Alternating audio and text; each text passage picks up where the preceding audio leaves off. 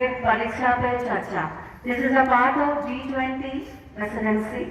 I will just give you an outline of that what is G20, so that we can really make efforts in that direction. The group of G20 is made up of 19 countries from various regions. It includes Argentina, Australia, Brazil, Canada, France, Germany, India, Indonesia, Italy, Japan, Republic of Korea, Mexico, Russia, Saudi Arabia, South Africa, Turkey, United Kingdom, United States of America, and the European Union. Now India is a part of it.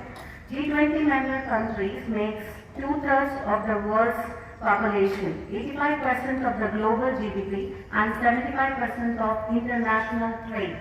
The G20 consists of two parallel tracks, that is the finance tracks and the Sherpa track. The G20 does not have a permanent secretariat, but instead has a rotating presidency. So India will become the first president of the G20 for the first time from 1st December 2022 to 30th November 2023. And till then, every month, according to the CBSE circular, last day of the month will be commemorated as the G20 day. G20 stands for Group of 20. So it is an endeavor by CBSE.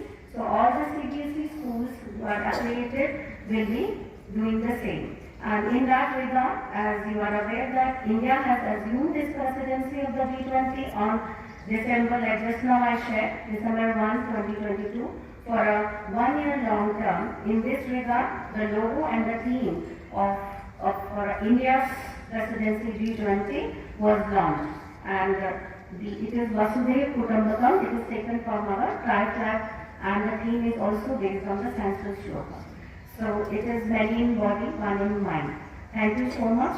And we will be having every month G20 assembly on the last month of the month. Thank you so much. I will call upon Principal Sir to please come and address the assembly in this regard. Thank you.